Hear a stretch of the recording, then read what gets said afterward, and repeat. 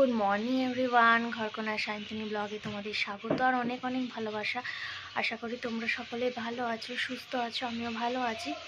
সকাল থেকে গলাটা খুসখুস করছে এই ঠান্ডা গরম ওয়েদারটার জন্য।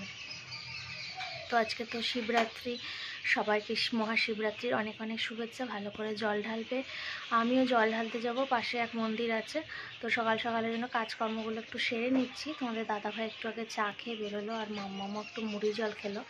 মামামের শরীরটা আগের থেকে একটু ভালো আছে, জ্বর ঠর নেই, কিন্তু উইকটা রয়েছে, মাঝে মাঝে একটু হাঁচি দিচ্ছে, সর্দিটা রয়েছে। তো মামামের জন্য ওদিকে ভাতটা বসিয়ে দিয়েছি আর একটা সব রকম সবজি দিয়ে তরকারি করব, মাছ দিয়ে। তারপর সে করতে করতে আমি তো সাবু খাবো, সাবু ভিজিয়ে দিয়েছি। আর ওদিকে কাজগুলো তাড়াতাড়ি করে নিয়ে আবার যেতে হবে। তো চলো আজকে ব্লগটা দেখতে থাকো, সঙ্গে থেকো। রান্না হয়ে গেছে ভাত, আর এখানে সব রকম সবজি দিয়ে মাছের ঝোল করেছি। আর আমি এখন যাবো চানে, আমার সব কাজকর্ম কমপ্লিট হয়ে গেছে, স্নানটা করে আসি। দেখো মাম্মাম রেডি হয়ে গেছে আর আমার পুজোর ডালাও রেডি হয়ে গেছে। ঘরের ঠাকুরকে পুজো দিয়ে এই যে পুজোর ডালা রেডি করেছি, এবার যাবো পুজো দিতে। আর আমিও রেডি হয়ে পড়েছি। তো চলো পুজোটা দিয়ে আসি, কেমন লাগছে কমেন্ট করে জানিও। পুজো দিয়ে এলাম এই মাত্র, মাম্মাম সন্দেশ খাচ্ছে প্রসাদ, আর আমি একটু সাবু খেয়ে নিই। আমার খাবার নিয়ে চলে এসেছি, আমি একটু খেয়ে নিই, তারপর আবার আমার দুপুরে রান্নাটা করব। তো আগে নিচে এই কিছু বাসন নিয়ে এসেছিল একটা কাকু, তো এই কড়াইটা নিলাম। আমার তো কড়াই একটাই, মানে ছোট সাইজের আছে, আর একটা দরকার ছিল, জন্য এইটা কিনলাম। কেমন হয়েছে বলো, ছোট মতো।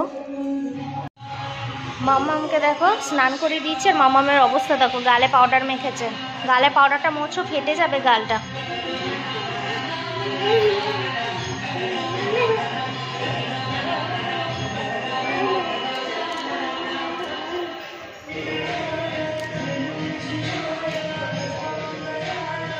মাম্মামকে এবার ভাত খাওয়াবো।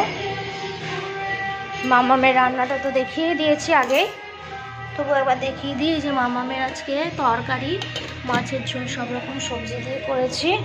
আর আমার এই মাম্মামের ভাত, আর হচ্ছে থানকুনি পাতা বাটা। আর এদিকে আমার জন্য একটু এসে ও খিচুড়ি করলাম, বলতে মুগের ডাল আর সাবু দিয়ে খিচুড়ি করলাম, আমার একটা খাবো। পাশের মন্দির দেখো, সবসময় এখন বেজেই যাবে বক্স। মামামকে সব হয়ে গেছে যখন, এখন খাইয়ে দিই, আমিও খেয়ে নিই, 12টা 8 মতো বাজে। তো তারপর একটু বিশ্রাম নেব, মামামকে শোয়াবো। তো চলো আজকে শাড়ি পরে, ভাবছি আজকে সারাটা দিয়ে শাড়ি পরেই কাটাবো। পরা হয় না তো, শাড়িগুলো রয়েই আছে, তাই অকেশন হলে পুজো টুজো হলে তো পরতে ভালো লাগে। তো চলো খেয়ে নিই। মামাম ঘরে ঘুমাচ্ছে আর আমি এদিকে চা আর বিস্কুট খাচ্ছি, খিদে পেয়েছে খুব। মামামের জন্য বানিয়ে রাখছি সুজি, ঘুম থেকে উঠে খাবে একটু সুজি, ওর জন্য। আজ আমার স্টুডেন্টটা পড়তে আসেনি, তার জন্য বিকালের পর থেকে একটু ব্যস্তই ছিলাম, কারণ বিকালে তোমাদেরকে বলেছিলাম লুচি একটু আলুর দম করবো, তো ওটা নিয়ে একটু ব্যস্ত ছিলাম, ওই সব করলাম। করে কালকের জন্য সবজিগুলো কাটলাম, কেটে এখন আমার মাম্মামকে খাওয়াতে বসিয়েছি, এই যে। তো মাম্মাম খাচ্ছে এখন, তারপর বাকি কাজকর্ম মানে গোছানোগুলো করতে হবে। তো চলো পরে আবার কথা হচ্ছে, আর কি কি সবজি কেটেছি সেগুলো সব পরে দেখাচ্ছি, আর কি কি খাবো সেগুলো পরে দেখাবো। হয়ে গেছে, বিছনাপত্র সব গুছিয়ে রেডি করে দিয়েছি, বোতলে জল ফল ভরা হয়ে গেছে। তারপর কিছু সবজিও কেটে রেখেছি, তোমাদের বললাম, ধুয়ে কেটে সব ফ্রিজে ভরে রাখলাম। আর হচ্ছে রাতের খাওয়া, এই যে লুচি আর তরকারি, যে আলুর দম।